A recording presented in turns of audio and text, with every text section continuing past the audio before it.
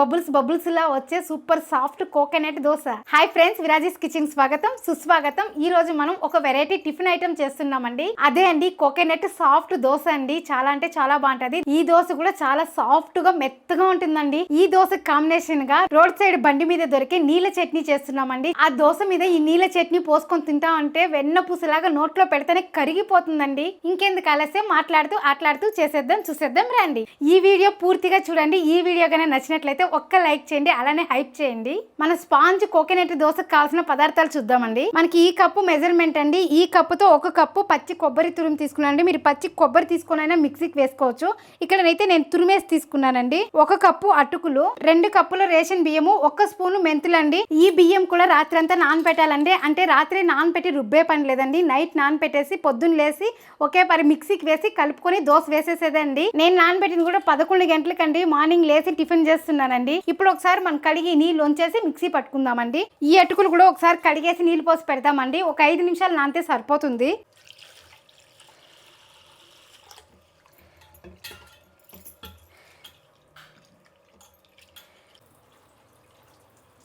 కొద్దిగా నీళ్ళు పోసి పెట్టేసి 5 నిమిషాలు నానబెట్టుకుందామండి. ఇప్పుడు బియ్యం పట్టేద్దామండి మిక్సీకి. ఫస్ట్ మళ్ళీ కొబ్బరి అటుకులు పట్టుకుందామండి. మామూలుగా నార్మల్ దోశ చేస్తూనే ఉంటాం కదండి. ఇలా వెరైటీగా మనం చేసినట్లయితే పిల్లలు కూడా ఇష్టంగా తింటారండి. టేస్ట్ కూడా డిఫరెంట్గా ఉంటుందండి. చెప్పాలంటే మన నార్మల్ దోశ కన్నా ఇది అప్పటికప్పుడే చేసుకునే దోశ లాగే అండి. నైట్ ఏం చేస్తాము, ఒక గ్లాస్ బియ్యము, కొద్దిగా మెంతులు వేసి కడిగి నానపెట్టేస్తామండి. పొద్దున్న లేసే కదా మనం మిక్సీ పడతాము. కాబట్టి ఇది అప్పటికప్పటికే చేసుకునే దోశ అండి. హెల్తీ దోశ కూడా అండి ఇది. ఇందులో కొద్దిగా నీళ్ళు పోసుకొని మెత్తగా రుబ్బుకుందామండి, మన దోశకు రుబ్బినట్లుగా. చూడండి, మన దోశ పిండి అనేది ఇలా మెత్తగా అవ్వాలండి. ఇలా అండి, ఎక్కడ బరకగా కనిపించకూడదు. దోశకి మెత్తగా ఉండాలి. మన ఇడ్లీకి అయితే కొంచెం నూకగా పడతామండి. దోశకి అయితే మెత్తగా పట్టుకోవాలండి. అప్పుడే దోశలు అనేది బాగా వస్తాయి. ఇప్పుడు ఈ పిండి ఒక బౌల్లోకి తీసేద్దాము. ఇదే జర్లోనే కొబ్బరి తురుము, అలాగే అటుకులు అండి. కొద్దిగా నీళ్ళు ఉంది కదా, ఇలానే వేసేద్దాము. ఇప్పుడు మిక్సీ పట్టేద్దామండి. దీన్ని కూడా మెత్తగా రుబ్బుకోవాలండి. ఇందులో కొద్దిగా నీళ్ళు వేసి రుబ్బుకోవాలండి. చూడండి, మన కొబ్బరి అటుకులు మిక్సీ పట్టాం కదండి, ఇలా నున్నగా ఉండాలండి. అప్పుడే మన దోశ అనేది చాలా బాగా వస్తుంది. ఇప్పుడు దీన్ని కూడా ఇందులో వేసేద్దాము. ఇప్పుడు రెండింటిని బాగా మిక్స్ చేసుకుందామండి.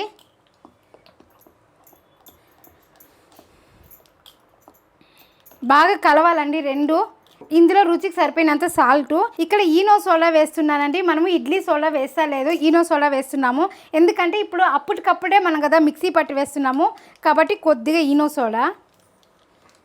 ఇప్పుడు ఇందులో ఇంకొద్దిగా వాటర్ వేసుకుందాము. ఇప్పుడు దీన్ని బాగా మిక్స్ చేసుకుందామండి.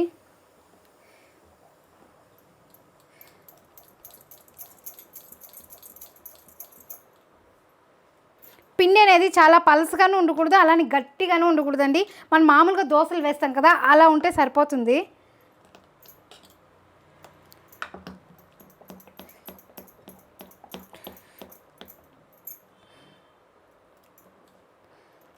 అంతే అండి, కోకోనట్ స్పాంజీ దోశకి పిండి రెడీ అయిపోయిందండి. ఇప్పుడు పల్లీల చట్నీ చేసేసినామంటే దోశ వేసేయడమే అండి. అది కూడా నార్మల్ చట్నీ కదండి, బండి మీద దొరికే నీళ్ళ చట్నీ అండి. అది కూడా ఈ స్పాంజీ దోశకి సూపర్ గా ఉంటుందండి. దానికి కావాల్సిన పదార్థాలు చూసేద్దామండి. సింపుల్ అండి, కళ్ళు మూసుకొని చేసేయచ్చండి. అంత ఈజీ అండి, అంతే టేస్ట్ అండి. 1 కప్పు పల్లీలు, 5 ఎండుమిరపకాయలు, కొద్దిగా వెల్లుల్లి, ఒక చిన్న సైజు ఎర్రగడ్డ, కొద్దిగా చింతపండు. ఈ దోశకి చట్నీ వచ్చి పుట్నాల పప్పు, కొబ్బరి వేస్తే అంత బాగోదండి. నీళ్లుగా చేసినా కానీ అది అంత టేస్ట్ రాదండి. కాబట్టి నేను ఈరోజు పల్లీలతోనే చేస్తున్నాను. ఇది నీళ్ళ చట్నీ చేసుకుంటే ఈ దోసకే కదండి, నార్మల్ దోశకి, నార్మల్ ఇడ్లీకి చాలా అంటే చాలా బాగుంటుందండి. చపాతీకి కూడా సూపర్గా ఉంటుందండి. అంత ఇష్టంగా తింటారు ఈ చట్నీ మీరు కానీ ఇంట్లో చేసినట్లయితే. ముందుగా స్టవ్ ఆన్ చేసుకుందామండి. కడాయి వేడెక్కినాక మీడియం ఫ్లేమ్లో పెట్టుకొని ఈ పల్లీలు అనేది వేయించుకోవాలండి. ఈ పల్లీలు వేగేదంతా కూడా టేస్ట్ బాగుంటుందండి. బండి పైన టిఫిన్ అంగడి పెట్టుకునే వాళ్ళు కొంతమంది నూనె వేసి వేస్తారండి పల్లీలు, కొంతమంది అలానే వేస్తారు. మా సైడ్ ఎలా చేస్తారో అలా చేస్తున్నానండి నేను. పల్లీలు వేయించేటప్పుడు ఒక్క చుక్క నూనె లేకుండా అలానే వేయించి మిక్సీకి మెత్తగా పట్టినామంటే అండి, చెప్తా ఉంటేనే నాకు నోరు ఊరుతుందండి. అంత ఇష్టం అండి మాకు ఈ చట్నీ అంటే. మాకే కదండి, మీకు కూడా చాలా నచ్చుతుంది ఈ చట్నీ. ఈసారి మీరు ఇదే స్టైల్లో చేసి చూడండి, ఇంట్లో వాళ్ళు మెచ్చుకుంటారండి. మీకు చెప్పాను కదండి, మంట అనేది తక్కువలో పెట్టుకొని వేయించుకోవాలనేసి నేను తక్కువలో పెట్టేశాను. ఇలా సిమ్లో పెట్టుకొని వేస్తేనే అండి అసలు సిసిలైన టేస్ట్ అనేది. చూడండి పల్లీలు అనేది ఇప్పటికి అర్థం వేగిందండి. ఇది వేగేటప్పుడు పల్లీలు కూడా ఇలా చీలుతాయండి. ఇంకొంచెం వేగినాక మనం ఎండుమిరపకాయలు కూడా అలానే వేయించుకుంటాం. చూడండి ఈ మాత్రం వేగిందండి. ఇప్పుడు మనం ఎండుమిరపకాయలు వేద్దాం.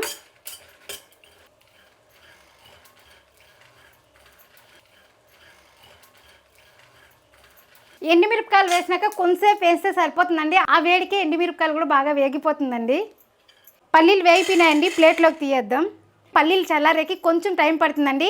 కడాయి కూడా వేడిగానే ఉంది. ఇప్పుడు ఇందులో తిరుగుబాతు పెట్టే స్టవ్ ఆపేసి ఈ పల్లీలు చట్నీ రుబ్బే ముందరికి ఇది చల్లారిపోతుందండి కడాయి అనేది. ఇంకోటండి, మీరు తిరుగుబాతు వేసేటప్పుడు మన తిరుగుబాతు అనేది కడాయి అనేది వేడి ఉండకూడదండి. వేడి ఉన్నట్లయితే మన పల్లీల చట్నీ అనేది బంక్ వస్తుంది, మీరు అబ్జర్వ్ చేయండి. కాబట్టి మనకి ఈ పెనం కూడా చల్లారిపోతుంది. అప్పుడు పల్లీల చట్నీ వేసి కలిపేసినామంటే ఈ పెనంలోనే ఉండిపోతుందండి.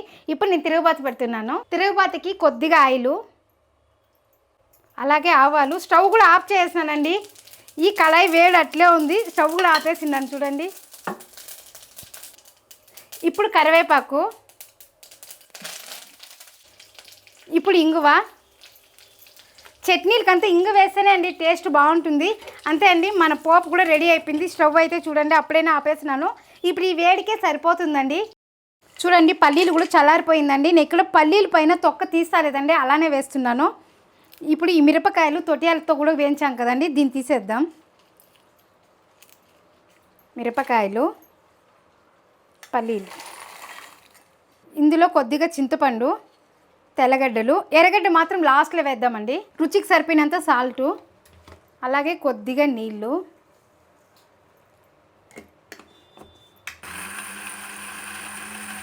చూడండి ఇలా మెదిగిందండి. ఇప్పుడు మనం ఎర్రగడ్డ వేసుకుందాము. ఎర్రగడ్డ కూడా కచ్చా పచ్చాని ఏం లేదండి, కొంచెం మిక్సీ పడుతున్నాము.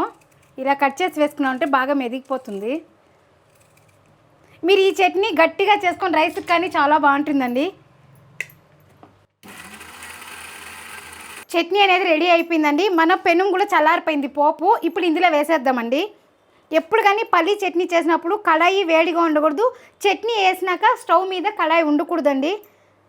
అప్పుడు చట్నీ అనేది చాలా బాగా వస్తుంది, అంటే బంకగా వస్తుందండి చట్నీ. మీకు చట్నీ గట్టిగా ఇష్టము అనిపిస్తే ఇలా కలిపి తీసుకున్నట్లయితే రైస్కి చాలా బాగుంటుందండి. మన ఇంట్లో అయితే రైస్కి కూడా మామకి పలుసుగానే ఇష్టమవుతుంది. కాబట్టి నేను నీళ్ళు వేస్తున్నాను. చూడండి మన చట్నీ ఎంతైతే చేసామో అంతకి ఇంకా ఎక్కువ వేస్తున్నాను నీళ్ళు.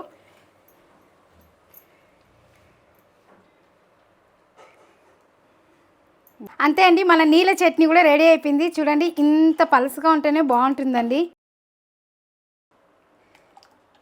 ఇట్లా పలుసుగా ఉండాలండి. నేను వీడియో కోసం కొంచెం తిక్కిగా చేశానండి, నేను ఇంకా పలుసుగా చేస్తాను. మన ఇంట్లో అయితే పలుసుగా ఉంటేనే ఇష్టపడతారండి. ఇప్పుడు వీడియో అయిపోయినాక ఇంకొంచెం నీళ్ళు వేస్తానండి ఇందులో, అప్పుడే మామకి పాపకి నచ్చుతుంది. ఇప్పుడు దీనిపైన మూత పెట్టేసి పక్కన పెడతామండి. ఈ కళాయి కానీ మీకు కావాలంటే వాట్సాప్ నెంబర్ ఇస్తారండి, దానికి మెసేజ్ చేయండి, నేను డీటెయిల్స్ పెడతాను. ఈ చిన్న కళాయే కాదండి, మన దగ్గర పెద్ద కళాయి కూడా దొరుకుతుందండి. చిన్న ఫ్యామిలీకి అయితే చిన్న కళాయి తీసుకోండి, పెద్ద ఫ్యామిలీ అయితే పెద్ద కళాయి తీసుకోండి. మన దగ్గర వచ్చి 22, 24, 26, 28 4 సైజులు కళాయిలు దొరుకుతాయండి. ఈ కళాయి కావాలంటే ఇక్కడ వాట్సాప్ నెంబర్ ఇస్తానండి, దానికి మెసేజ్ చేశారంటే ఈ ఫుల్ డీటెయిల్స్ అంతా పంపిస్తాను. మీకు కావాలంటే మీరు కొనుక్కోవచ్చండి. ఇప్పుడు మనం కళాయి పెట్టుకున్నామండి. చిన్నదండి, నా దగ్గర నాన్ స్టిక్ కళాయి ఉండేది. మీ దగ్గర పెద్ద కళాయి ఉన్నా తీసుకోండి. మేము నాన్ స్టిక్ కళాయి వాడే లేదక్క, మేము నార్మల్ కళాయే వాడుతున్నామంటే మీరు నెయ్యి అన్నా నూనె అన్నా వేసుకోవచ్చండి, ప్రాబ్లం అయితే లేదు. నాన్ స్టిక్ వాడేదాని వల్ల ఆయిల్ లేకుండా తినచ్చండి. చాలామంది నేను వీడియోలో చూసానండి, ఒక్క చుక్క నూనె లేకుండా దోశ అంటారండి. నేను వేసానండి, రాలేదండి. ఎందుకంటే మనకు ఆయిల్ వేస్తేనే అండి నార్మల్ కళాయిలకంతా. నేను ఐరన్ పెనం వాడుతున్నానండి, దానికి నూనె వేస్తేనే బాగుందండి. కాబట్టి ఈరోజు వీడియో కోసం చిన్నది నాన్ స్టిక్ మన ఇంట్లో ఉందండి, అది చూపిస్తున్నాను మీకు.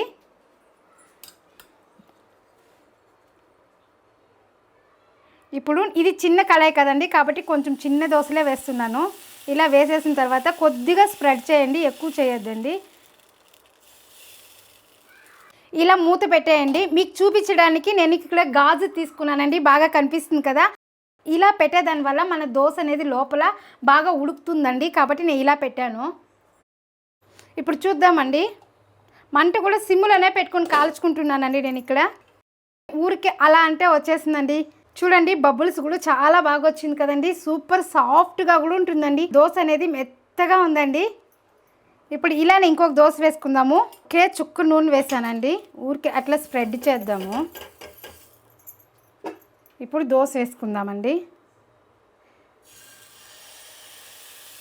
మీకు లావుగా ఉంటే ఇష్టం అవుతుంది అంటే మీరు ఎక్కువ పిండి కానీ వేసుకోవచ్చండి.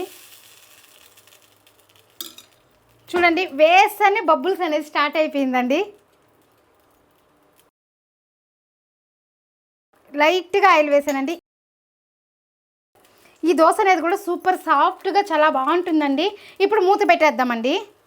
మనం రెండో పక్క కాల్చాం కదండి, కాబట్టి మూత పెట్టినామంటే స్టీమ్ అనేది బాగా అవుతుందండి. మీకోసం నేను రెండో పక్క కాల్చి చూపిస్తాను, అలాగే ఐరన్ పెనం మీద కూడా చేసి చూపిస్తానండి. మనము ఊరికే అట్లా స్ప్రెడ్ చేసినాం కదండి ఈ దోశని. చూడండి దోశ అనేది ఎంత సాఫ్ట్గా ఎంత బాగా బబుల్స్ వచ్చాయండి. ఇప్పుడు రెండు పక్కల కాల్చి చూపిస్తానండి.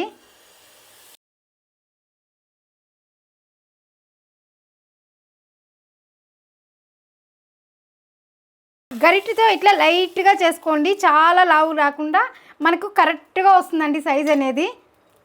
ఇప్పుడు మూత పెట్టేద్దామండి. ఇప్పుడు చూద్దామండి. ఇప్పుడు ఇది రెండో సైడ్ తిప్పిద్దామండి. ఊరికి అలా అంటే వచ్చేస్తుందండి. రెండో సైడ్ కాలుస్తున్నాను. మీకు నచ్చదు ఒక పక్క అంటే ఇట్లా రెండో సైడ్ కాల్చుకోండి. ఈ దోశ ఈ చట్నీకి ఒక పక్క కాలిస్తేనే బాగుంటుందండి. ఇలా హోల్స్ పడుతుంది కదా, మన చట్నీ ఇందులో పోసినామంటే ముందే స్పాంజ్ దోశ అండి, ఇంకా మెత్తగా అయ్యి చిన్న పిల్లలకి తినిపించే కూడా చాలా ఈజీగా ఉంటుంది, హ్యాపీగా తింటారండి. కాబట్టి మీకు ఎట్లా నచ్చితే అట్లా చేసుకోండి. చూడండి రెండో సైడ్ కూడా బాగా కాలిందండి. ఇప్పుడు ప్లేట్లోకి తీసుకునేద్దాం. చూడండి మన దోశ అనేది ఎంత సాఫ్ట్గా ఎంత బబుల్స్ లాగా వచ్చింది చూసారండి. తెలుస్తాను కదండి మీకు చూస్తూ ఉంటేనే. ఇలా చేతిలో తీసుకొని ఇలా మర్చినా కానీ దోశ అనేది బాగా పర్ఫెక్ట్గా ఉందండి, చాలా బాగుందండి. ఇట్లా వెరైటీగా చేయండి, చాలా టేస్ట్గా ఉంటుందండి. ఇంకొకటి అండి, మనం మామూలుగా దోశ వేసామంటే ఉద్దిపప్పు వేస్తాం కదా, ఈ దోశకి ఉద్దిపప్పు కానీ వేయలేదండి. అలాగే కొబ్బరి తురుము వేసిన దానివల్ల కొబ్బరి అనేది హెల్త్కి చాలా మంచిదండి. కాబట్టి ఇలా వేసి అప్పుడప్పుడు చేసుకున్నామంటే హెల్తీగాను ఉంటుంది, అలాగే టేస్ట్గాను ఉంటుంది, డిఫరెంట్గాను ఉంటుందండి. ఇందులో చట్నీ వేద్దామండి. చట్నీ కూడా ఎలా వేయాలంటే దీనిపైనే వేయాలండి. చూసారా చట్నీ వేసేందుకు కిందకి వెళ్ళిపోతూ ఉంది. అందుకే అండి స్పాంజ్ దోశ ఇలా ఇచ్చేదాని వల్ల పాపకి కాలేజీకి టైం అయిపోతుంటే ఫాస్ట్లో కూడా తినేస్తుందండి. కాబట్టి పొద్దున టిఫిన్ టైంలో ఇలా చేసిస్తానండి నేను పాపకి. ఇప్పుడు పాపకి ఇచ్చేద్దాం. చూడండి మన దోశ అనేది కూడా ఎంత స్పాంజ్ లాగుందో చూడండి. ఇంత హైట్లో ఉందండి, మడిచినాం కదా. ఇప్పుడు చూడండి స్పాంజ్ లాగుందండి. చూడండి నాన్ స్టిక్లో వేసాం కదా, బబుల్స్గా వచ్చిందండి దోశ అనేది. మీకు ఐరన్ కడాయిలో కూడా చేసి చూపిస్తానండి, ఎలా వస్తుందో అది చూద్దాము.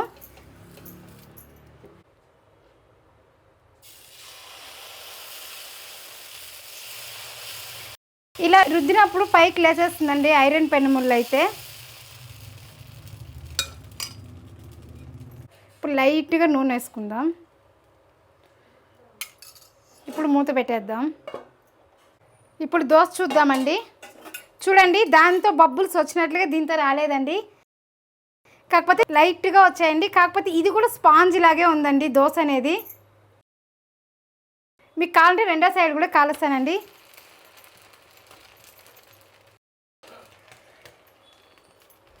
దోశ అయితే తినడానికి చాలా టేస్ట్గా ఉంటుందండి. నార్మల్ దోశ తింటాం కదండి, ఆ ఫ్లేవర్ కదండి. ఇది కోకోనట్ వేస్తాం కదా, ఈ ఫ్లేవరే వేరేలాగా ఉంటుందండి.